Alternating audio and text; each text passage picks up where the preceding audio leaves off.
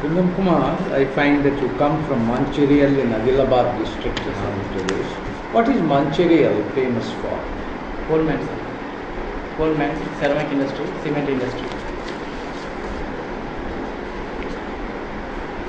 How familiar are you with the cement industry?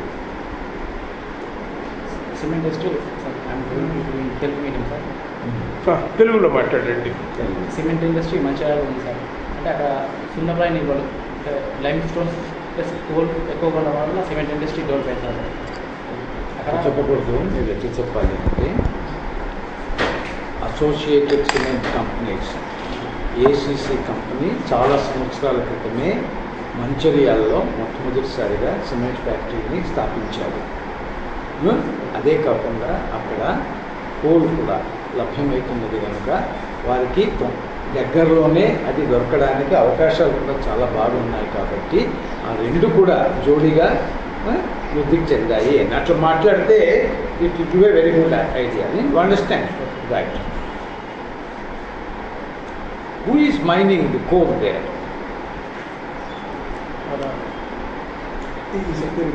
Better, but he understands. You reply in Telugu, but అక్కడ కూడా they ask like this only. Local peoples sir, mainly local peoples. తెలుగులో మాట్లాడు. Local people manage చేస్తుంటారు. Singareni కాలేరీస్ company వారు అక్కడ మైనింగ్ని చేపట్టారు. వీలైనంత వరకు చాలామంది స్థానియుల్నే అక్కడ ఎంప్లాయ్ చేస్తున్నారు. అట్లా చెప్పాలన్నమాట. ఎందుకంటే you must understand my question. When I say who is mining అంటే నేను మైన్ చేయలేను కదా, ఏదో కంపెనీ మైన్ చేయాలి. Is it an underground mine or is it an open cast mine? Both sir, underground and open cast mining రెండు ఉన్నాయి sir. మొత్తం 20 mining centres ఉన్నాయి సార్. దాంట్లో 19 open cast mining sir, 1 under ground mining sir. Open cast mining మంచిదా, under ground mining మంచిదా? Depends on coal availability sir. చెప్పకూడదు, ఇది అర్థం చేసుకో. ఈ క్వశ్చన్కి ఎట్లా చెప్పాలి అంటే ఓపెన్ కాస్ట్ మైన్ అంటే చాలా ఎక్కువ క్వాంటిటీ తొందరగా మనం చేయొచ్చును. కానీ అండర్ గ్రౌండ్ మైన్ అంటే ముందుగానే చర్యలు తీసుకుని సొరంగంలాగా చేసి కోల్ సీమ్కు వెళ్ళవలసి ఉంటుంది. కాబట్టి దానికి కొంత సమయం పడుతుంది, ఖర్చు కూడా ఎక్కువగా ఉంటుంది అని ఇట్లా చెప్పాలన్నమాట సమాధానం. అర్థమైందా?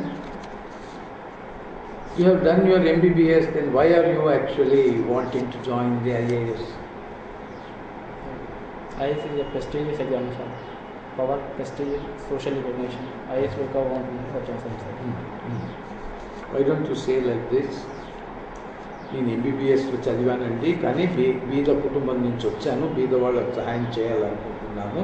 కాబట్టి నా యొక్క విద్య కూడా నా ఉద్యోగంలో కూడా వినియోగించడానికి అనుకూలంగా ఉంటుంది కనుక అందుకుగాను దీనికి దాంతోపాటు ఇంకా 10 మందికి సహాయం చేసేవాడిని అవుతాను కనుక ఆ విధంగా చేసినట్లయితే బాగుంటుందనే ఉద్దేశంతో నేను ఐఏఎస్ జాయిన్ అవ్వదలుచుకున్నాను. అట్లా చెప్పాలన్నమాట. అంటే you must show a very reasonable plausible answer. This is the way you should reply. Okay. I find that you have taken history as one of your topics. Yes, sir. You are a doctor, you are appearing for the IAS, and now you have taken actually history. Can you tell me what is Indian history's major lesson? Indian హిస్టరీని మనం గమనించినట్లయితే ముఖ్యంగా మనం తెలుసుకునేది ఏమిటి? History repeat అవుతుంది sir, పునరావృతం అవుతుంది. చేసిన తప్పులు మళ్ళీ చేయకూడదని హిస్టరీ చెప్తుంది సార్. ఆన్సర్. ప్రతి సామ్రాజ్యము కూడా వృద్ధి చెంది మరీ పతనమైంది. It is the rise and fall of kingdoms that has actually made history. Always ఏమవుతుంది? Rise and then fall. The rise and fall of the Roman empire అని గిబ్బన్ అన్న అతను రాశాడు అనమాట. So that is considered. Have you heard anything about Arnold J. Toynbee? Arnold J. Toynbee అని అతను world history మీద చాలా ఎక్కువగా రాశాడు అనమాట, విరివిగా. అర్నాల్డ్ టాయిన్బీది పేరు జ్ఞాపకం పెట్టుకోవాలి. Have you red A.L. Basham's the story that was India? The one that was in India? Yeah. Yes, sir. What does it actually tell you?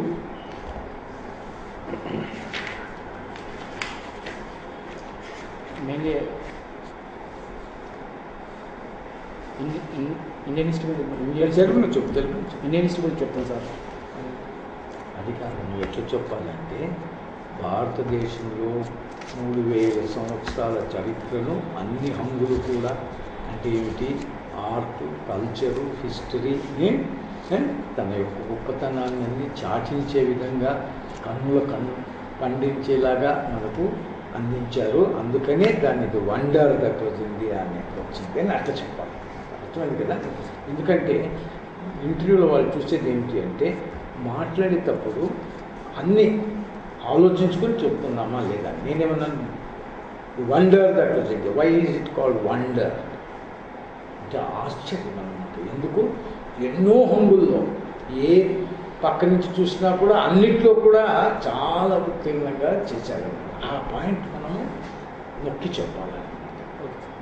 అర్థమైంది కదా? ఎందుకంటే that is a very important. తర్వాత according to you and according to Indian history, which were the major communities or major kingdoms which left their mark on Andhra's history? Satavahanas, Vijayanagara Kingdom. అట్లా ఇప్పుడు ఎట్లా మాట్లాడుతున్నాను, టెలిగ్రాఫీగా మాట్లాడుతున్నాను, టెలిగ్రాఫీలాగా మాట్లాడదు. నువ్వు ఎట్లా మాట్లాడాలి? నేను అడిగింది ఏమిటి, మీ ఉద్దేశంలో ఆంధ్రప్రదేశ్లో సామ్రాజ్యాలని నడిపించినటువంటి వారు ఎవరు అని అడిగినాను కదా. అప్పుడు ఎట్లా చెప్పాలి అది? ఆంధ్రదేశం యొక్క చరిత్ర చూసినట్లయితే ప్రప్రథమంగా పెద్ద సామ్రాజ్యాన్ని స్థాపించిన వారు శాతవాహనులు. వారు ఈ సంవత్సరం నుంచి ఈ సంవత్సరం దాకా రాజ్యాన్ని ఏలేరు. తదుపరి next you must come to కాకతీయులు కూడా బ్రహ్మాండమైనటువంటి సామ్రాజ్యాన్ని స్థాపించి దాన్ని ఇన్ని వందల సంవత్సరాలు నడిపించగలిగారు. ఇప్పుడే కాకతీయ 1000 years ఆఫ్ కాకతీయాలు కూడా సెలబ్రేషన్స్ వరంగల్లో జరుగుతున్నాయి అని అట్లా చెప్పాలి. అర్థం కదా? నెక్స్ట్ క్వశ్చన్ మళ్ళీ అక్కడి నుంచి చాళుక్యులు కూడా ఆ చాళుక్యుల సమయంలో మొట్టమొదటిసారిగా మహాభారతాన్ని తెలుగులో అనువదించారు అని అట్లా చెప్పాలన్నమాట. It must be complete by itself. The answer must be complete by itself. అర్థమైంది కదా? So don't be telegraphic in your replies. అర్థమైంది కదా? నీకు తెలిసినంత నీ మాటల్లోనే చెప్పు. మరి భయపడకు, నువ్వు ఇంటర్వ్యూ అటెండ్ అవుతున్నావని. అర్థమైంది కదా? పోనీ కాకతీయుల యొక్క గొప్పతనం ఏంటి? కాకతీయులు అనేక సామాజిక సాంస్కృతిక కార్యక్రమాలు చేపట్టారు సార్. ప్లస్ వెల్ఫేర్ కార్యక్రమాలు కూడా చేపట్టారు. పాకాల చెరువు ప్లస్ కాలువల ద్వారా వ్యవసాయం పోషించారు. ప్లస్ కుటీర పరిశ్రమలు పోషించారు. వాళ్ళు అనేక గ్రామాలను దత్తత తీసుకొని పోషించారు. సంస్కృతి, 1000 స్తంభాల గుడి లాంటి సంస్కృతి కార్యక్రమాలు కూడా చేపట్టారు. వాళ్ళు వాళ్ళ కాలంలో రాజకీయ ఐక్యత కూడా నెలకొల్పోయింది సార్. విదేశీ దాడి నుంచి వాళ్ళు తెలుగు సామ్రాజ్యం కొంతవరకు రక్షించగలిగారు. తర్వాత విజయనగర సామ్రాజ్యము చేసినటువంటి మంచి పని ఏమిటి? వాళ్ళు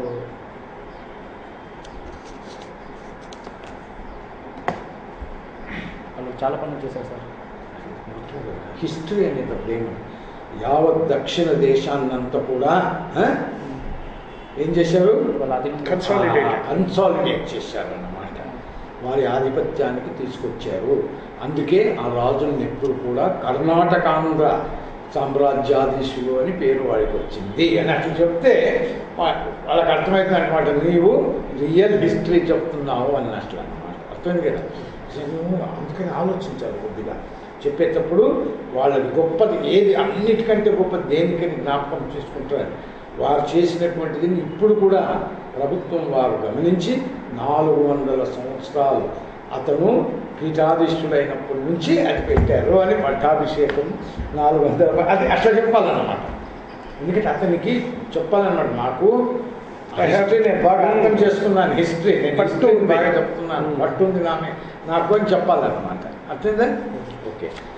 శివాజీ చరిత్రలో స్థిరమైనటువంటి స్థానాన్ని సంపాదించారు. ఎందువలన? శివయ్య అంటే ఫస్ట్ మహారాష్ట్రలో అందరినీ ఒక తాటిపై తెచ్చాడు. విదేశీ దాడి నుంచి రక్షించాడు. విదేశీ నుంచో మొఘల్ నుంచి ఇది అప్పటికే మొఘల్స్ ఇక్కడ ఎన్నో తరాలుగా ఉన్నారు కదా. ఈ విదేశాలంటే మళ్ళీ కొత్తగా వచ్చినట్లు అనిపిస్తుంది అన్నమాట. అర్థమైంది కదా. సో మాట్లాడేటప్పుడు ఏమని చెప్పాలంటే చాలా పెద్దదైనటువంటి మొఘల్ సామ్రాజ్యము హిందువుల మీద అత్యాచారాలు చేస్తున్నటువంటి సమయంలో హిందూ ధర్మ రక్షణకు గాను మహారాష్ట్రీయులందరినీ కూడా, దక్షిణాధిపతంలో ఉన్న వారిని కూడా ఏకీభవించి అతను ఒక కొత్త సామ్రాజ్యాన్ని నిలపగలిగాడు అని అట్లా తీసుకురావాలన్నమాట. అర్థమైంది కదా. ఎందుకంటే ఇంటర్వ్యూలో you have to impress them that you understood the most basic thing of what Shivaji has done. అర్థమైంది కదా. అట్లా కొంచెం నువ్వు ఆలోచించు. నేను చెప్పేటప్పుడు చక్కగా విని నువ్వు చెప్పాలన్నమాట. తర్వాత మోడర్న్ హిస్టరీ, ఏన్షియంట్ హిస్టరీ అని రెండు విభాగాలుగా మనం విభజిస్తున్నాము. మోడర్న్ హిస్టరీ ఎలా మోడర్న్ హిస్టరీ, ఏన్షియంట్ హిస్టరీలో ఆ విభాగాలు ఏ విధంగా ఉంటాయి, ఎందువలన ఆ విభాగం చేయబడింది? మా యాన్షియంట్ హిస్టరీని ప్రీ ఫ్యూడలిజం ఏజ్ అని, మెడివల్ హిస్టరీని ఫ్యూడలిజం ఏజ్ తెలుగులో చెప్పు సార్. మోడర్న్ హిస్టరీని పోస్ట్ ఫ్యూడలిజం ఏజ్ అని అదొక రకంగా. మోడర్న్ హిస్టరీని తెలుగులో చెప్పాలి కదా. ఆధునిక భారతదేశం చెప్పు. ఆ విధంగా విభజించారు సార్. లేదంటే ఇంకోటి మతం పరంగా కూడా అట్లా నువ్వు చెప్పినావంటే మళ్ళీ అడుగుతారు వాళ్ళు. మిడీవల్ హిస్టరీ అని కూడా ఉంది. ఆ మిడీవల్ హిస్టరీ అది కూడా చెప్పాలన్నమాట. మామూలుగా మనం వచ్చి పురాతనమైనది, అధునాతనమైనది, ఇంతే కాకుండా మధ్యయుగాన్ని కూడా చెప్తామని అట్లా రావాలన్నమాట. You understand? ఓకే. డాక్టర్ గారు, మీరు ఎంబీబీఎస్ పూర్తి చేశారు. ఆ తర్వాత పోస్ట్ గ్రాడ్యుయేషన్ ఏం ప్రయత్నం చేయలేదా? చేయలేదు. సివిల్స్ ప్రిపేర్ అయ్యాను సార్. అందువల్ల 1 year జాబ్ చేశాను సార్. ఆ తర్వాత మానేసి సివిల్స్ ప్రిపేర్. ఎక్కడ ఉద్యోగం చేశారు? ఇంతకుముందు 3 months సిగ్మా హాస్పిటల్ పనిచేశాను సార్. 6 months ఆరోగ్యశ్రీ డిపార్ట్మెంట్లో డిస్ట్రిక్ట్ మెడికల్ ఆఫీసర్గా పనిచేశాను సార్. ఆ తర్వాత జాబ్ మానేసి సివిల్స్ ప్రిపేర్ అయ్యాను సార్. రీసెంట్గా కొంచెం నెమ్మదిగా మాట్లాడండి. నువ్వు చాలా స్పీడ్తో మాట్లాడుతున్నావు, వినడానికి కష్టమవుతుంది. నెమ్మదిగా మాట్లాడు. రీసెంట్గా ఈ మధ్య కాలంలో ఈ మంత్లో ఈఎస్ఐ హాస్పిటల్లో జాబ్ పొందాను sir to Andhra Pradesh public service commission. Very good, congratulations. మరి మీరు ఉద్యోగం బాధ్యతలు నిర్వహిస్తూ ఉన్న సందర్భాల్లో త్రాగునీరు కలుషితమైన కారణం చేత విరేచనాలు, వాంతులు అవుతున్నాయి అని ఎక్కడైనా మీరు పనిచేసిన ప్రాంతాల్లో సమాచారం ఏమైనా మీకు అందిందా? అందింది సార్. ఎక్కువ రోగాలకు కారణం త్రాగునీరు సార్. త్రాగునీరు కలుషితం కావడం వల్ల డయేరియా, డిసెంట్రీ, హెపటైటిస్ చాలా రకాలైన వ్యాధులు వస్తాయి సార్. అంటే మనకు నాన్నలు సంక్రమించే చాలా వ్యాధుల్లో 70% త్రాగునీరు కలుషితం. నెమ్మదిగా మాట్లాడితేనే ఇంప్రెసివ్గా ఉంటుంది. అట్లా తొందరగా మాట్లాడినాం అంటే యూజ్ ఏ రాంగ్ ఇంప్రెషన్. కంఠపాఠం చేసుకుని వచ్చావనిపిస్తుంది, అట్లా అనిపించుకుంటుంది. నెమ్మదిగా మాట్లాడు, భయపడకుండా నెమ్మదిగా మాట్లాడు. Please continue. తాగునీరు వల్లే 70% వ్యాధులు వస్తున్నాయి సార్. వాటిని వాటర్ బౌండ్ డిసీజెస్ అని అంటారా? అవును సార్. ఏవేవి అలాంటివి వాటర్ బౌండ్ డిసీజెస్ ఏవేవి? అంటే చాలా ఉన్నాయి sir. Diarrhoea, dysentery, typhoid,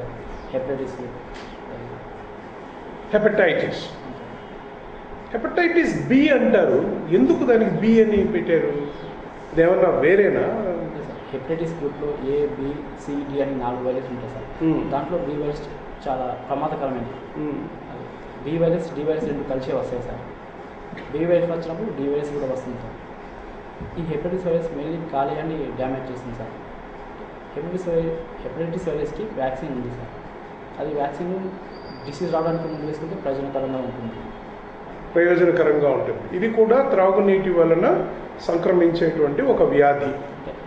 hepatitis B సంక్రమించడం తాగునీరు ఒక భాగం. అది సెక్స్ ద్వారా రావచ్చు, రక్తం ద్వారా రావచ్చు, సిరంజీల ద్వారా రావచ్చు, శస్త్రచికిత్స చేసిన డాక్టర్స్ కూడా వచ్చే అవకాశం ఉంటుంది సార్. ఇంకోటి అది చెమట ద్వారా కూడా వచ్చే అవకాశం ఉంటుంది. దేని ద్వారా? చెమట ద్వారా కూడా వస్తుంది, కానీ చాలా తక్కువ వైరస్ ఉంటుంది. ఓకే, మరి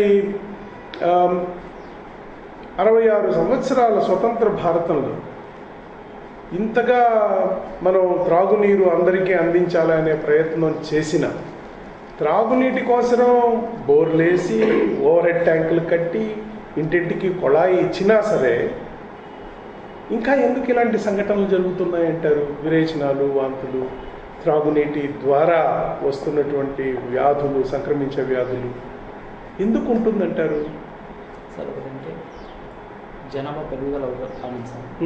జనాభా తగినట్టుగా త్రాగునీరు అందించలేకపోవడం ఒక కారణం. ప్రజల్లో వ్యాధుల పట్ల అవగాహన తక్కువగా ఉండడం ఇంకొక కారణం. ఈ జనాభాకు సరిపడా త్రాగునీరు ఇవ్వలేకపోతున్నాం అంటున్నారు. అంటే జనాభాకు తలసరి ఇంత నీళ్లు ఇవ్వాలని ఏమన్నా ఉందా? అలా ఏం లేదు సార్. నీటి వనరులు స్వతంత్రానికి పూర్వం ఎలా ఉన్నాయో ఇప్పుడు అలానే ఉన్నాయి సార్. కానీ జనాభా పెరుగుతుంది, నీటి వినియోగం కూడా పెరుగుతుంది. దానికి తగినట్టుగా నీటి సంరక్షణ, వాటర్ స్టోర్ మేనేజ్మెంట్ పెరగడం లేదు సార్. ఎవరిది బాధ్యత? ఈ నీరు అందించే బాధ్యత ఒక గ్రామీణ ప్రాంతం ఉంది అని అనుకుందాం. ఎవరిది ఈ బాధ్యత? అది ప్రభుత్వానికి, ప్రజలకి, ఇద్దరికి సార్ బాధ్యత. అంటే ప్రభుత్వం అంటే గవర్నమెంట్ అంటే ఎక్కడో ఉంటుంది కదా, జిల్లా స్థాయిలోనూ లేదా ఒక మండల స్థాయిలోనూ ఉంటుంది కదా. త్రాగునీరు మండల స్థాయిలో ఉండేటువంటి అధికారుల పర్యవేక్షణలో ఉంటుందనుకుంటారా? డ్రింకింగ్ వాటర్ ప్రైమరీ కేర్ కింద వస్తుంది సార్. ప్రైమరీ కేర్ క్రింద వస్తుంది. రైట్. ఇప్పుడు ఒక ఫ్లాగ్షిప్ ప్రోగ్రామ్ కేంద్ర ప్రభుత్వం త్రాగునీరు అందరికీ అందించే తీరాలి అని ఒక అద్భుతమైన ఒక ఫ్లాగ్షిప్ ప్రోగ్రామ్ తీసుకొచ్చింది. దాని పేరు ఏమైనా తెలుసా మీకు? గ్రామీణ సడక్ యోజన. సడక్ యోజన రోడ్డుది అలాంటిదే ఇది కూడా. భారత్ నిర్మాణం. అది భారత్ నిర్మాణ్ క్రింద వస్తుంది. చాలా వస్తాయి భారత్ నిర్మాణ్ క్రింద, అందులో ఒకటి. సరే పోన్లేండి.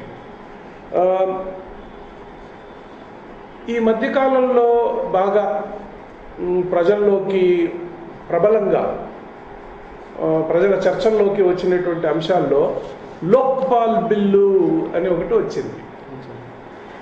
ఆ తర్వాత జన్ లోక్పాల్ అని కూడా ఒకటి వచ్చింది. ఏంటి తేడా? లోక్పాల్ బిల్కి జన లోక్పాల్ బిల్కి ఏమైనా తేడా ఉందా?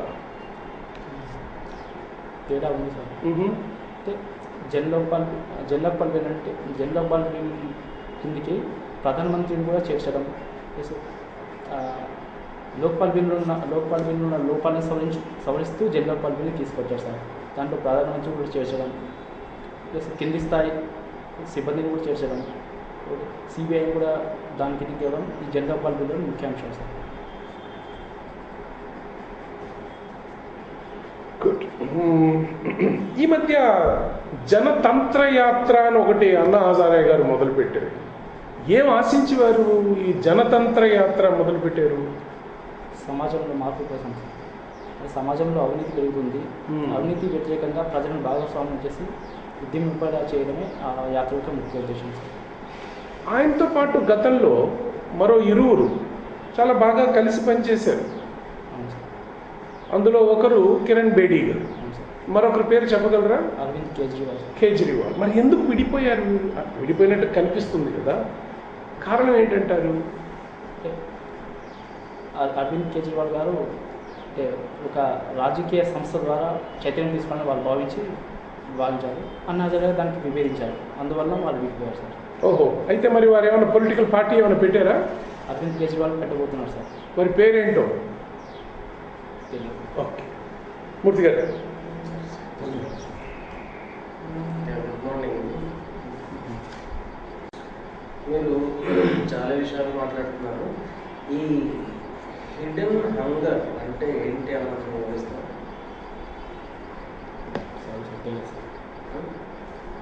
హిడెన్ హంగర్ అన్న మాట ఎప్పుడు అందులో యాజ్ ఎ డాక్టర్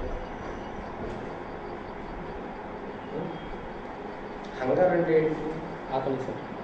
అంటే ఎప్పుడు వస్తుంది మనిషికి? When I mean man feels hungry, ఎప్పుడు మనిషి ఆకలి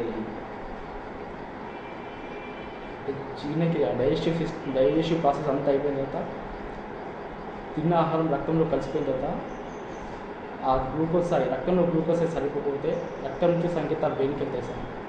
ఆ బ్రెయిన్ నుంచి మనకి మళ్ళీ ఆకలి అనే సంకేతాలు అందుతాయి. అప్పుడు మనకు ఏదో ఒకటి తినాలని తాగాలని అనిపిస్తుంది సార్. దాన్ని మనం ఆకలి అంటాం. కొంచెం డిఫైన్డ్గా ఉండాలి ఈ reply. It is nearer to the fact, but as a doctor, if you cannot define what is hunger, it will be criminal. అర్థమయ్యేలా చెప్పాలని వాళ్ళు ఏమంటున్నాక అర్థమయ్యేలా చెప్పాలి. నువ్వు చెప్పావు కరెక్ట్గానే, ఎప్పుడు ఆకలి వస్తావని చెప్పావు, కానీ హిడెన్ హంగర్ అంటే ఏమిటి?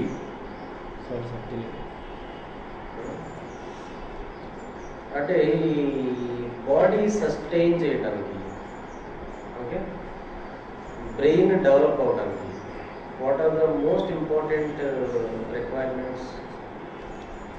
Carbohydrates, proteins, lipids, minerals. Carbohydrates brain development అది అతి ముఖ్యమైనటువంటి అంశం. అలాంటి కాదు సార్, అన్నీ అవసరమే సార్. అన్ని అది అతి ముఖ్యమైన అంశం. బ్రెయిన్ డెవలప్ కావాలంటే ఎక్కువగా విటమిన్ సార్. విటమిన్ B12 ముఖ్యమైనది సార్. సైనోకోబాలం అది ముఖ్యమైనది సార్.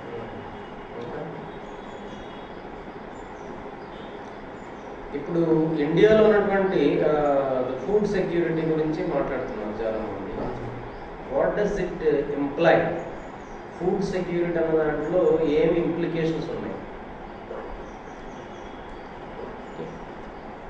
దారిద్ర్య రేఖకు దిగువ ఉన్న వారికి ఆహార భద్రతను కల్పించడం ఫుడ్ సెక్యూరిటీ ముఖ్య ఉద్దేశం సార్. దాని ద్వారా మనం 2 kgsకి రైస్, 3 kgsకి 1 kg రైస్ ఇస్తాం సార్. 2 kgsకి 1 kg వీట్ ఇస్తాం సార్. అది అంటే మీరు food security, nutritional security, energy security, water security, ఈ మూడింటికి సంబంధించినటువంటి ఏంటి? What is the link between these 3 securities from medical are clinical point of view?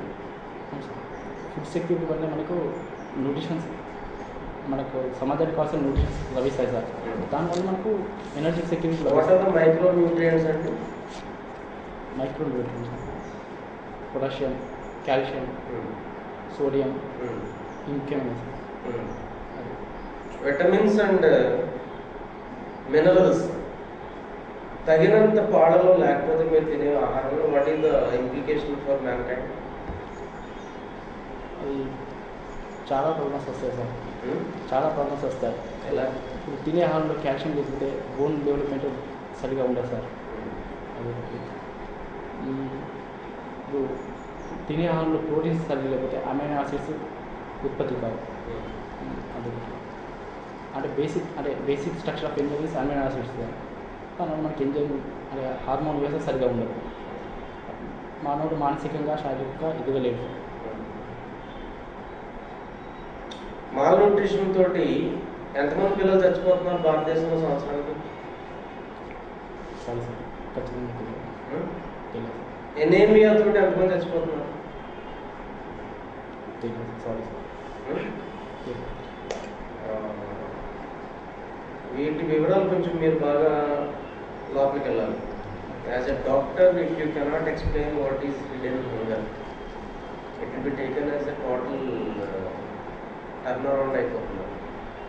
Okay, మీరు మాట్లాడినటువంటి విటమిన్లు, ఓకే, మినరల్స్, వీటి యొక్క డెఫిషియన్సీ వల్ల మనిషి యొక్క గ్రోత్, బ్రెయిన్ డెవలప్ కావడం, మనిషి తర్వాత 5 ఏళ్లలోపు ఇటువంటి డెఫిషియన్సీ వస్తే 5 ఏళ్ల తర్వాత man cannot grow as a human being. He will grow like a log. ఒక చెట్టులాగా ఎదుగుతాడు, కానీ ఇంటలెక్చువల్ క్యాపబిలిటీస్ తోటి మంచి ఎదగడం అనమాట. ఇవి లేనట్టు వాడు తెలియదు. వాడికి దాన్ని లేనట్టు తెలియదు, కానీ లేకుండానే బతుకుతాడు. కాబట్టి దానికి హిడెన్ హంగర్ అనమాట. ఈ హంగర్ని సాటిస్ఫై చేస్తేనే హ్యూమన్ డెవలప్మెంట్ అని జరుగుతుంది. అది కొంచెం జాగ్రత్తగా తెలుసుకోండి. మీరు ఇంతకుముందు మాట్లాడేటప్పుడు మీరు ఫోక్ సాంగ్స్ అని రాశారు ఇక్కడ. Literary listening to folk songs. ఏంటి, ఏం పాటలు అంటే మీకు ఇష్టం? తెలుగు జానపద మీకు ఏదైనా ఒక పాట వచ్చా? సారీ సార్, ఇంకా ప్రాక్టీస్ చేయలేదు. ఎప్పుడు మీ ఇంటర్వ్యూ? అంటే డేట్ వచ్చిన తర్వాత మొదలు పెడతారా దీనికి ముహూర్తం పెట్టి? ఉంటున్నా కానీ ఏ పాట సెలెక్షన్ చేసుకోవాలి, సెలెక్షన్ కష్టం అవుతుంది సార్. అంతేకాదు, ఏదైనా సరే ఇప్పుడు ఎన్నో సాంగ్స్ ఉంటాయి కదా, it need not be in Telugu also. అర్థమైంది కదా, నీ భాషలో కూడా ఉండొచ్చు అన్నమాట. లంబాడి భాషలో ఉండొచ్చు, రాజస్థానీ భాషలో, ఏ భాషలో అయినా ఉండొచ్చు అన్నమాట. నాకు ఈ ఫోక్ సాంగ్ అంటే చాలా ఇష్టం అని చెప్పాలి. ఎందుకు డాక్టర్ కనుక ఇన్ఫెంట్ మార్టాలిటీ, మెటర్నల్ మార్టాలిటీ, అర్థమైందా, లాంజివిటీ, క్రానిక్ డిజీజెస్, దీని గురించి తప్పనిసరిగా నీకు ప్రశ్నలు వస్తాయన్నమాట. ఈ నాలుగింటి మీద కొంచెం అవగాహన ఉండాలన్నమాట. కొద్దిగా స్టాటిస్టిక్స్ కూడా చూసుకోవాలన్నమాట. ఇన్ఫెంట్ మార్టాలిటీ మనకి ఎట్లా ఉన్నాయి, పోలియోని మనం ఎలిమినేట్, ఇటువంటి క్వశ్చన్స్ అడుగుతారు అన్నమాట. అనగానే అడుగుతారు, అది కొంచెం చదువుకోవాలన్నమాట. నేను డాక్టర్ పరీక్ష రాయట్లేదని అనుకోకు, నువ్వు డాక్టర్ గారికి ఈ క్వశ్చన్ అడుగుతారు. They expect you to know this thing. అందుకని ఇది కూడా కొంచెము సెర్చ్ చేసుకోవాలన్నమాట. ఇది చాలా ఇంపార్టెంట్. రెండోది, నువ్వు ఆన్సర్ చేసినప్పుడు మీరు అడిగిన దీనికి సింపుల్గా చెప్పాలంటే ఏం చెప్పాలంటే, అయ్యా ప్రతి మానవునికి కూడా భోజనంలో కావాల్సింది కార్బోహైడ్రేట్స్, కావాల్సింది ప్రోటీన్స్, కావాల్సింది ఫ్యాట్స్, ఈ మూడు ఎసెన్షియల్ అన్నమాట. అర్థమైంది కదా. సో అది కార్బోహైడ్రేట్స్, ప్రోటీన్ అంటే మజిల్ బిల్డర్ అన్నమాట కదా. సో ఇవి చెప్పాలండి, బేసిక్ది ఇది చెప్పాలన్నమాట. నువ్వు అమినో యాసిడ్స్ అని చెప్తే that is all from a doctor's point of view. From an ordinary person's point of view these three only are important. అట్లా చెప్పాలన్నమాట, అంటే అర్థమయ్యేలాగా. రైట్ టు ఇన్ఫర్మేషన్ యాక్ట్ చట్టం రూపంలో తీసుకొచ్చారు కదా, దానికి ముఖ్య ఉద్దేశం ఏంటి? ఎందుకని దాని చట్టం రూపంలో ప్రభుత్వం తీసుకొచ్చారు? ప్రజలకు ఏం జరుగుతుందో తెలుసుకునే అధికారం ఉండాలి సార్. ప్రజలు కట్టే పన్ను ద్వారానే ప్రభుత్వం సంక్షేమ కార్యక్రమాలు చేయబోతుంది. అలాంటప్పుడు ప్రజలకు ఆ సంక్షేమ కార్యక్రమాల గురించి ప్రతి ఒక్క ప్రభుత్వ విషయాల నుంచి తెలుసుకునే అధికారం ఉండాలి కాబట్టి దాని గురించి ఈ చట్టం తీసుకొచ్చారు సార్. ఈ సిటిజన్కి ఏ రకంగా ఉపయోగం ఈ చట్టం? నార్మల్ సిటిజన్కి ప్రభుత్వం ఖచ్చితంగా సంక్షేమ కార్యక్రమాలకు మీ వైద్య రంగం ఉంది కదా, వైద్య ఆరోగ్య రంగంలో ఇది ఏ రకంగా మనకి చట్టం తలకు ఉపయోగపడుతుంది? సామాన్య మానవుడికి, సిటిజన్కి, యావరేజ్ సిటిజన్కి వైద్య ఆరోగ్య రంగంలో ఈ చట్టం ఏ రకంగా ఉపయోగపడుతుంది? ప్రభుత్వ వైద్య సంక్షేమ పథకాలకు నిధులు సరిగా అందుతున్నాయా లేదా, ముఖ్యంగా అవి తెలుసుకోవడానికి సక్రమంగా అధికారులు పనిచేస్తున్నారా లేదా. ఇప్పుడు చాలా ప్రైమరీ హెల్త్ కేర్ సెంటర్స్లో డాక్టర్స్ యాబ్సెంటిజం చాలా ఎక్కువ ఉంది. దాన్ని అరికట్టాలంటే ప్రభుత్వం ఎటువంటి చర్యలు తీసుకోవాలి? స్థానికులను దాంట్లో భాగస్వామ్యం చేయడం సార్. బయోమెట్రిక్ పద్ధతిని ప్రవేశపెట్టడం ద్వారా కొంతవరకు నిరోధించవచ్చు. ప్లస్ ఆంధ్రప్రదేశ్ ప్రభుత్వం ఈ మధ్యకాలంలో డాక్టర్స్కి, గ్రామీణ ప్రాంతాల్లో సేవ చేసిన డాక్టర్స్కి పీజీలో 30% రిజర్వేషన్ కల్పిస్తుంది సార్. దానివల్ల చాలా మటుకు తగ్గిపోయాయి సార్.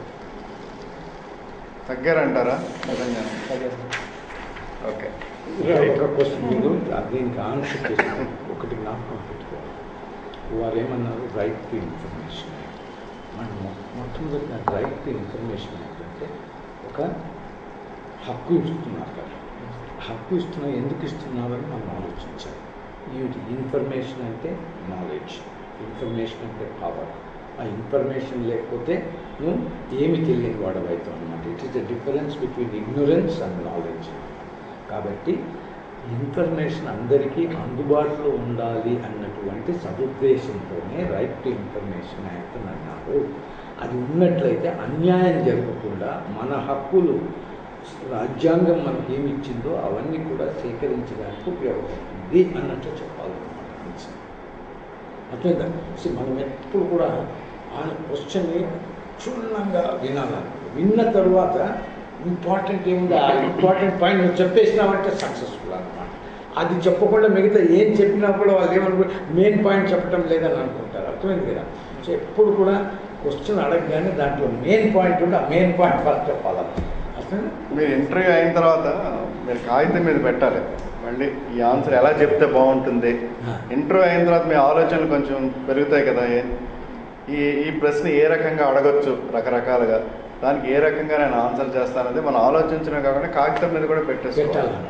ఇప్పుడు సార్ చెప్పారు కొన్ని పాయింట్లు, మీకు కొన్ని ఆలోచనలు వచ్చి ఉంటాయి, అన్నీ కలిపి ఒక మంచి ఆన్సర్ ఇలా చెప్తే బాగుంటుందని మీరు రాసుకుంటే మీకు మైండ్లో అది ఉండిపోతుంది, అక్కడ వస్తుంది ఆటోమేటిక్. ఇంకోటి ఏం చేయాలంటే ఇప్పుడు అందరిని అడుగుతాం కదా, అందరు క్వశ్చన్లు మీరు రాసుకుంటారు. రాసుకుని దాన్ని ఆ క్వశ్చన్ని ఏ విధంగా ఆన్సర్ ఇస్తే అన్నిటికంటే బాగుంటుందో అని అది మీరు ప్రాక్టీస్ చేయాలి. అది మీరు ముగ్గురు కూడా డిస్ట్రిబ్యూట్ చేసుకుంటే అందరికీ అదే నాలెడ్జ్ ఉన్నట్లు ఎఫెక్టివ్గా ఎంతకన్నా బాగా కూడా ట్రై చేయాలి. అది very important. Doctor, from my side, మీరు లోక్పాల్, లోక్పాల్, జనతంత్ర యాత్ర, తర్వాత కేజ్రీవాల్ గురించి అంతా విషయ పరిజ్ఞానం బాగుంది అని బాగా జవాబు చెప్పారు. కేజ్రీవాల్ అనుకుంటున్నారు పొలిటికల్ పార్టీ కాదు, అసలు యాక్చువల్గా ఆయన ఆమ్ ఆద్మీ పార్టీ అని ఒకటి ఆల్రెడీ స్థాపించారు. అక్కడ డిఫరెన్సెస్ ఆఫ్ ఒపీనియన్ కూడా రావడం జరిగింది. తర్వాత ఈ ఫ్లాగ్షిప్ ప్రోగ్రామ్ అది కొంచెం తెలుసుకోవాలి. దానికి ఒకటి కొత్తగా పెట్టారు, ఏంటంటే national rural drinking water mission, NRDWM or NRDWP project. National rural drinking water mission or project రెండు విధాలుగా వాడుతున్నారు. మహాత్మా గాంధీ నరేగా లాగా, NREGS లాగాను, NREGA లాగా రెండు విధాలు వాడుతున్నారు. దాని ఆశయం ఏంటంటే ప్రతి ఇంటికి, రూరల్ ఇండియాలో గ్రామీణ ప్రాంతంలో ఉన్న ప్రతి ఇంటికి కూడా ఒక కుళాయి కనెక్షన్ తీసుకెళ్ళి ఇవ్వాలి అండి. Amazing thing. రెండవది తలసరి ఎంత ఉంది అని అన్నాను, ఎందుకని మీరు ఇచ్చిన జవాబులోనే ఒక ప్రశ్న, అందరికీ సరిపడా జనాభా పెరుగుతుంది అని అంటున్నారు కాబట్టి తలసరి WHO's నార్మ్ ఏంటంటే 40 లీటర్లు పర్ హెడ్. 5గురున్న కుటుంబంలో 200 లీటర్లు నీళ్ళు ఇవ్వగలగాలి. సో అది ఉంది, నార్మ్ ఉంది. ఇది ఇప్పటిది కాదు, దాదాపు ఒక 25 సంవత్సరాల క్రితం యునిసెఫ్ ద్వారా పెట్టబడినటువంటి ఒక norm. WHO has given this. తలసరి 40 లీటర్లు త్రాగునీరు, నీరు ఇవ్వాలి వాళ్ళకి. త్రాగునీరు ఎంతైనా కావచ్చు, అందులో త్రాగునీరు is clean portable drinking water, maybe 5 litres, 2 litres of it, 3 litres of it, but per family. But నీళ్లు మాత్రం తలసరి 40 లీటర్లు నీళ్లు ఉండాలి అని. తర్వాత డెఫినేషన్ ఆఫ్ హెల్త్ ఒకటి చూసుకోండి, ఎందుకంటే డాక్టర్ మృణాలిని అనే అమ్మాయికి లాస్ట్ ఇయర్, డాక్టర్లు మామూలుగా తక్కువ మంది ఉంటారు, 100 మంది ఉంటే అందులో ఒకరో ఇద్దరో ఉంటారు MBBS చేసిన వాళ్ళు. భలే ఆనందంగా ఉంటుంది, వాళ్ళు కూడా మెంబర్స్ కూడా చాలా బాగా ప్రశ్నలు వేస్తారు. మృణాలిని ఏమడిగారంటే what is the definition of health అని అడిగారు. ఆ అమ్మాయి WHO ఒక డెఫినేషన్ ఉందండి, well being of physical and mental. చాలా మందికి మెంటల్ హెల్త్ అనేది కరెక్ట్గా చెప్పాలి. Health is not the absence of disease. Hello. It is not the mere absence of disease, it is a feeling of mental, physical well-being అని చెప్పాలి. Then will ask you Hippocratic oath అంటే ఏమిటి అని అడుగుతారు. Then apart from ఇప్పుడు రీసెంట్గా వచ్చిన sir polio అన్నారు కాబట్టి నేను చెప్తున్నాను, we are very happy that we eliminated polio అని ఎవరో మెంబర్ అడిగితే candidate seems to have countered saying that no sir, there are cases of polio which have again reported from our country. So polio is not completely eradicated అని candidate చెప్పినట్టుగా ఇంటర్వ్యూకి వెళ్ళి వచ్చిన వాళ్ళు ఎవరో నాతో చెప్పారు. Which means so polio, we can't be complacent that polio has been eradicated from our country, but there are instances. And it is sad that it appeared in Bihar and also in Andhra Pradesh. Among all the states, Andhra Pradesh, it's a shame on all of us in Andhra. మూడవది, చాలా నాకు మీ మీద కోపం ఉంది. ఎందుకు కోపం ఉంది అంటే అది మీరు you can take it for granted నాయన. మీ హాబీ చూసిన వెంటనే భలే ఉందండి, what is a folk song అని బిగిన్ అవుతుంది. మూర్తి గారు ఆ రోజు లేరు కాబట్టి చూడండి, నేను అడిగేసాను కాబట్టి ఈ ప్రశ్న అడగలేదు మిమ్మల్ని. మూర్తి గారు కొత్తగా వచ్చారు, మళ్ళీ మొదలు పెట్టారు చూడండి. You take it from me, one question will be on folk song. అది కూడా ఎట్లా ఉంటుందంటే, మీరు ఏ భాషలో తెలుసది? మా భాషలోనే తెలుసండి. ఓకే, లంబాడా భాషలోనా? ఏది నీకు నచ్చిన పాట ఒకటి పాడు అంటారు, నువ్వు పాడవా అక్కడ, you will bloody get marks. పాడితే మార్కులు వస్తాయి. That's it. మీరు నేర్చుకోలేదు, నాకు చాలా కోపంగా ఉంది మీ మీద.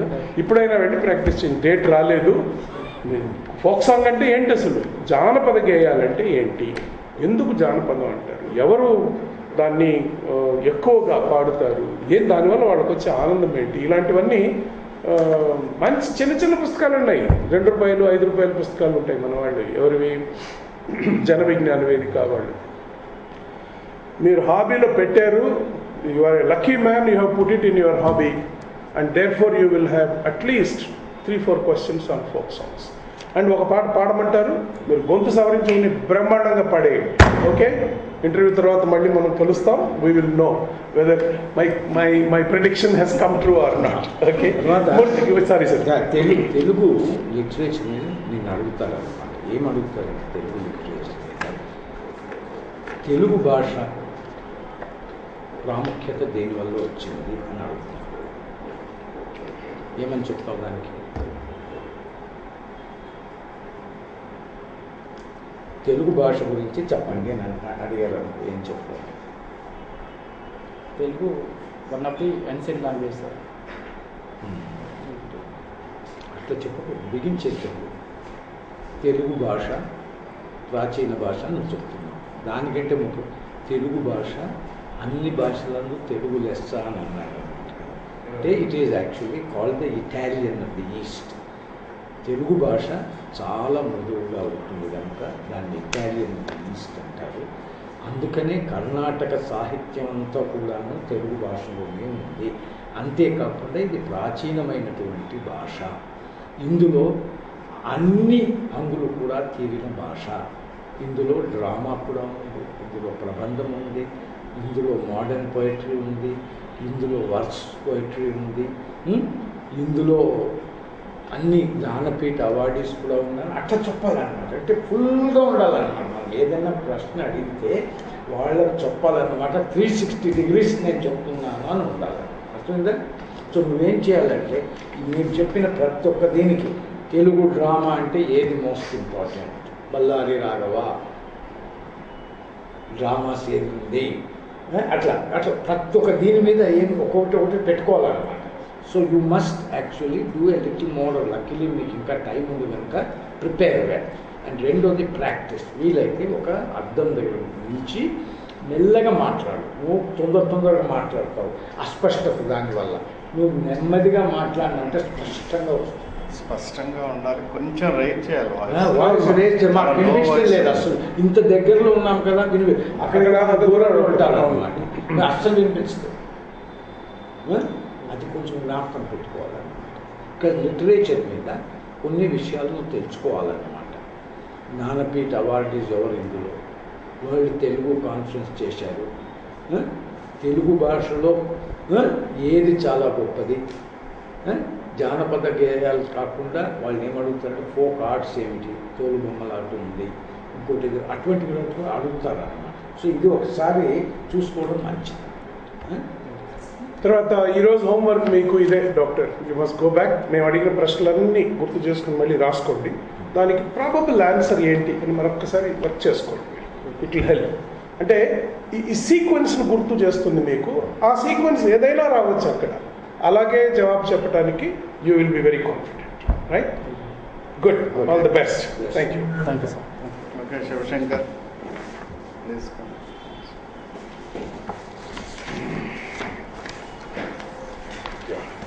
Quite some time for you. No, good. No, it's good actually. It's good that request. Shiv Shankar will have about 30 minutes for Shiv Shankar. Yeah, please come.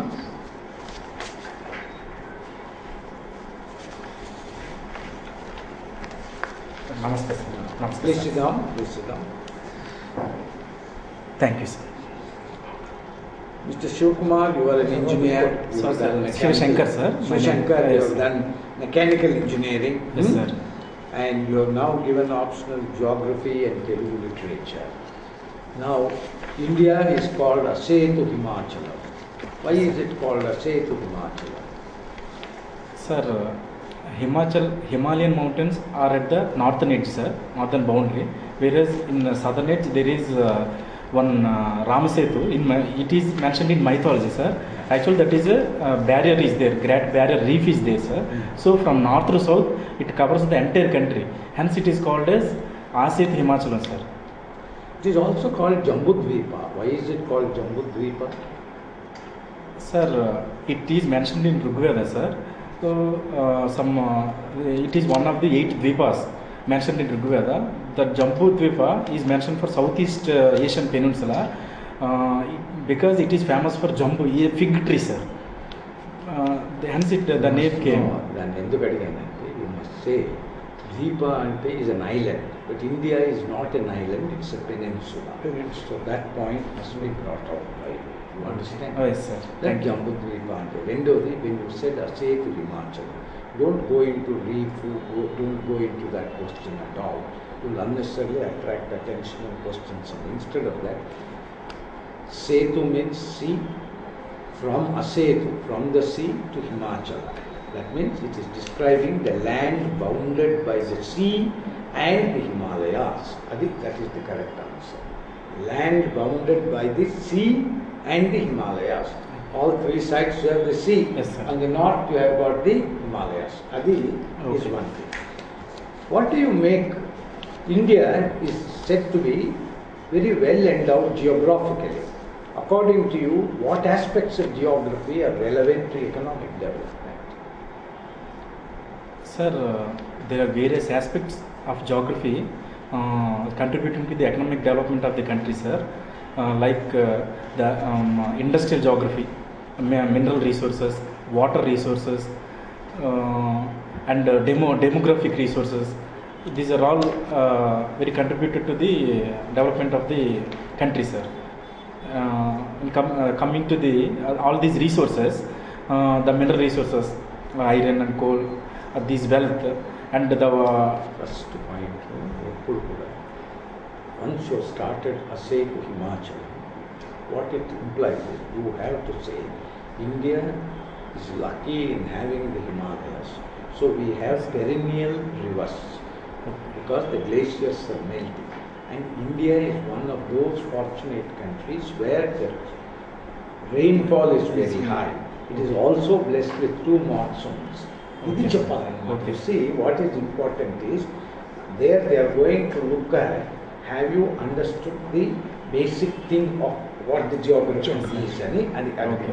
Then after that you can, Okay. then you say the rivers, so the Okay. rivers and therefore India has been able to grow a variety of agricultural crops.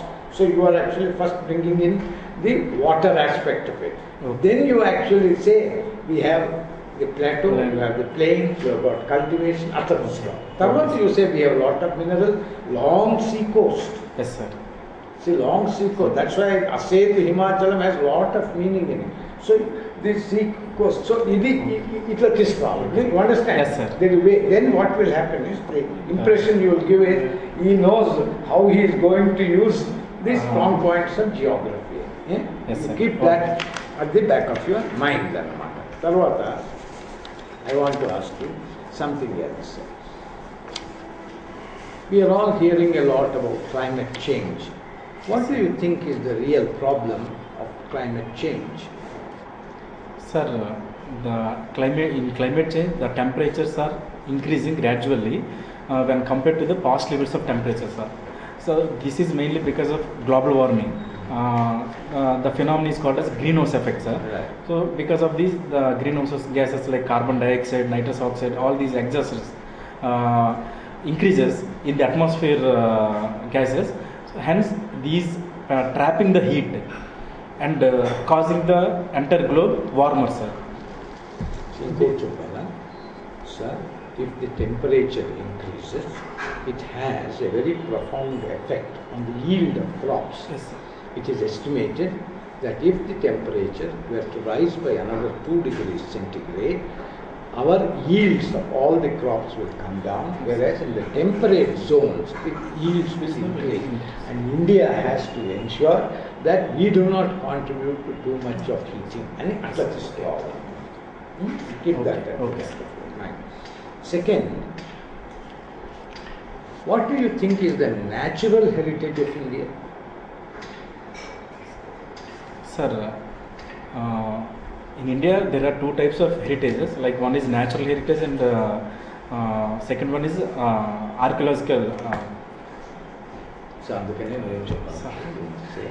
Sir, India's natural heritage consists of its forests, Yes. consists of its groves, consists of its biodiversity. అట్లా తీసుకురావాలన్నమాట. You see, this is actually the natural heritage. Apart from that, you have a cultural heritage. You understand? Yes, sir. Where archaeological artifacts, Yes, and sir. mementos, Traditions. monuments, etc. All these things will come in. So, because these are all linked with geography. The other thing they will ask you will be that do you think that India, having such a vast coastline, has really developed the ports? Sir, when compared to the coast length of the 7,500 odd kilometers, the ports are not yet to the up to the mark. The development is not there, sir. So because of some geographical hindrances, like eastern coast is very soft. There is no rugged coastline, but western coast is rugged coastline. So the more ports developed on the west coast when compared to east coast, sir. So still it has very vast potential to develop ports, sir. ఇదంతా చెప్పకూడదు, నువ్వేం చెప్పాలంటే question simple. Sir, we have a very long Coast line. We have a Coast line of almost 8,000 kilometers. So we have to actually develop a large number of ports. Just with a single port like Singapore, the country has prospered. If we were to develop many ports, we would also be able to prosper very much. And in future, because trade and commerce has to develop, it is necessary that the infrastructure of ports has to be built. Ante, చెప్పేస్తే you are making it very clear, you understand what is your study of geography, how you are going to put it into use anamata. Second thing that they will ask you, what do you mean by GIS?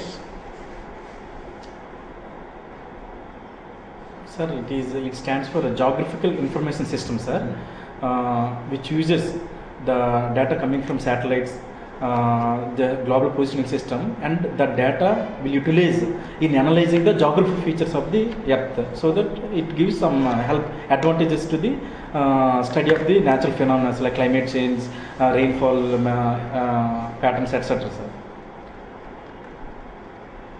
We have actually the Survey of India. Are you aware of what is the functions of the Survey of India? Sir, mainly the main functions is to survey the minerals. That is the function of the Geological Survey of India. Sorry, sir, I am a little bit confused. Survey of India is actually an organization of the government which is responsible for preparing Atlas, maps of the country. Cartography. It is called cartography. Yes, sir. Prepares the cartography, and there what happens, the contours of the are also shown on the maps. Yes, sir. I got it. There was a very famous Surveyor General of India. Can you tell me who is that Surveyor General of India? Famous Surveyor General. Sir, sorry, sir. Sir George Everest. అది అతని పేరుని పేరు పెట్టారు. Okay, sir. Thank you, sir. George Everest. Everest. ఇది ఒకటి చూసుకోవాలి. తర్వాత you also given Telugu literature. Yes, sir. Telugu literature. Okay, what is the importance of mythology in literature? Sir, mythology gives basic ideas and it gives the background of stories, and in creating the literature, sir, so it gives some thoughts, ideas, some imaginary thinkings, like that it contributes to the literature, sir. So if you take some Nannaya's Mahabharata, mythologies represent the memories of a nation, memories of a people, and that form the first story material for literature. Okay, sir. Whether it's Ulysses, whether it is Ramayana, Mahabharata, all these things are actually whatever is the name అంటారంటే మనం స్మృతి. Yes, sir. So this is the basis and chapter, mythology. Okay. So mythology is very important for literature. And in fact, the origins of literature is traced to mythology. You understand? Yes, sir. Well, sir. Second, they will say, literature, they say, is a function of the script. Would you agree with it or would you not agree with it? Sir, question, sir. Pardon. Yeah. I have not understood the Yeah. question. People say that script is the foundation of literature. Script is the foundation of literature. Sir. Do you agree or disagree? Listen, script అంటే లిపి అన్నమాట. Sir. లిపి లేకుండా Literature లేదు. లేదు అని అంటారు. మరి నువ్వు అగ్రీ చేస్తున్నావా లేదా? No, sir. I don't agree with this, sir. Because even though there is no script, some oral literature is there, sir, in ancient times. Even those mentioned in Nannaya also, some Nage Geetalu, Alati Padalu, Gobbu Padalu, Valesi Padalu. So these are all mentioned in Paulkariki Somanath and Nannaya's works, sir. Right. So earlier also there was literature. So I don't think, I don't accept. There is actually a famous thing. భాష భావ పల్లకి ఏను, భాష భావ పల్లకి ఏను. లిటరేచర్కు important is the thought, the భావం. భాష అన్నది is only the palanquin which carries. That's it. It's a medium. Like a palanquin, it carries. It is the medium of literature. But అది ఆ point రావాలి. Beautiful. Sir, అంటే దాన్ని ఇంగ్లీష్లో ఎలా చెప్పాలి సార్? అదే చెప్పండి. You say, while there can be any number of oral traditions, sir, in fact the Vedas are all part of the oral tradition in India, but once the script is developed, it is possible to disseminate knowledge to everyone, and it is possible to use the script as a means of conveying our communication through literature. యాక్చువల్గా మహాభారత కూడా వోకల్గానే communicate మొదట్లో, అందుకని చాలా మంది act చేశారు దానికి.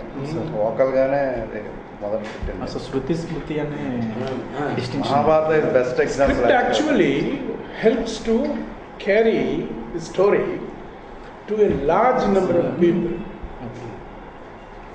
Also helps. Wonderful.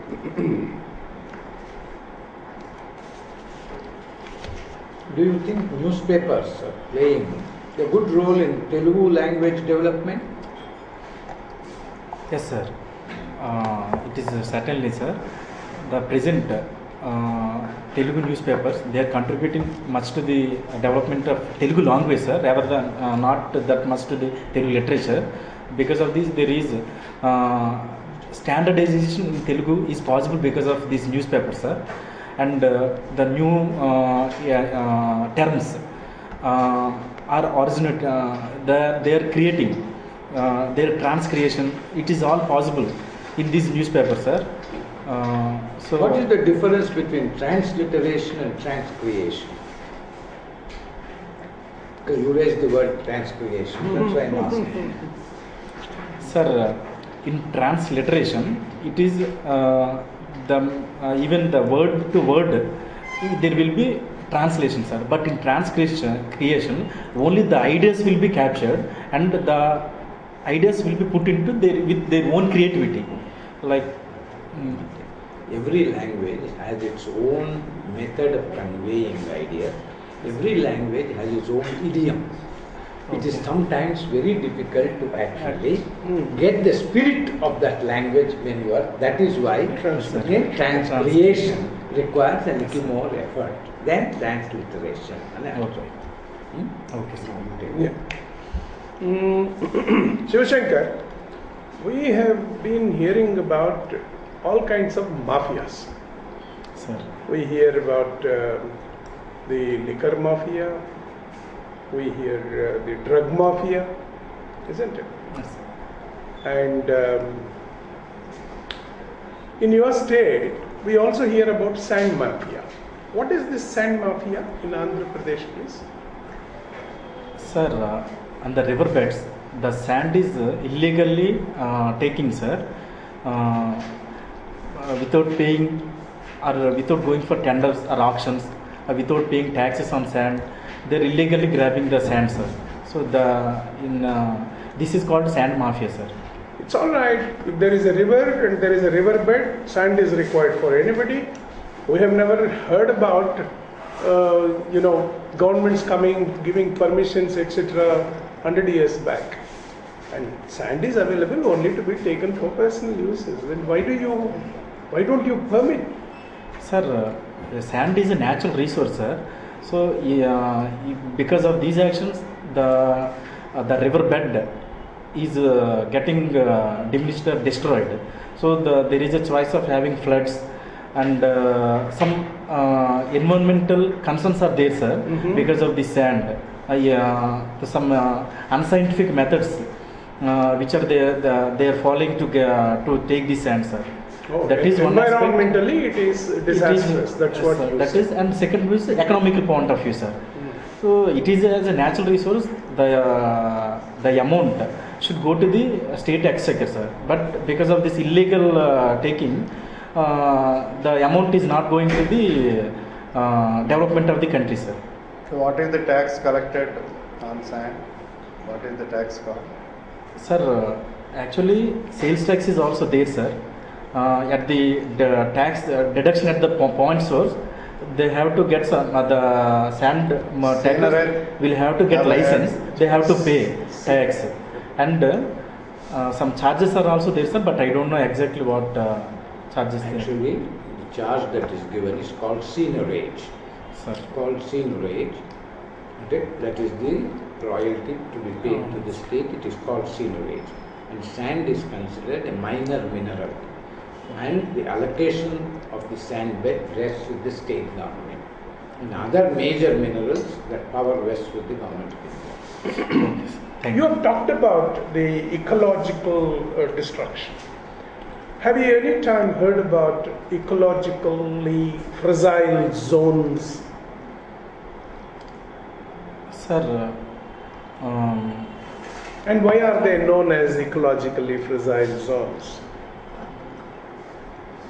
Sir, some zones where the diversity of flora and fauna is gradually decreasing, or it is in threat, those are called as ecologically fragile zones, sir.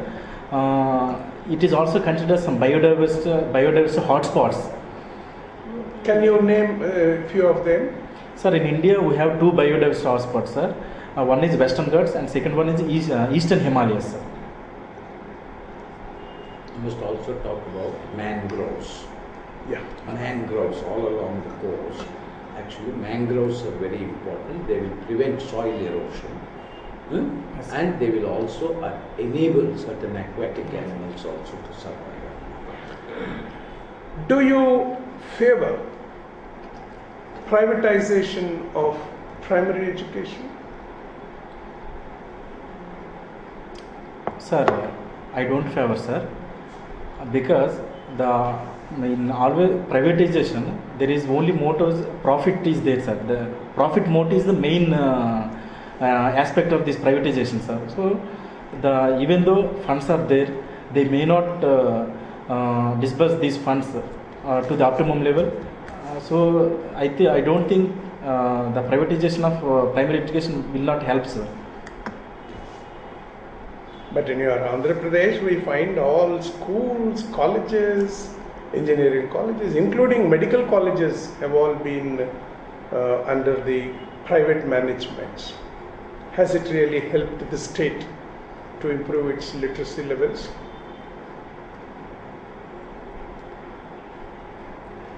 Sir,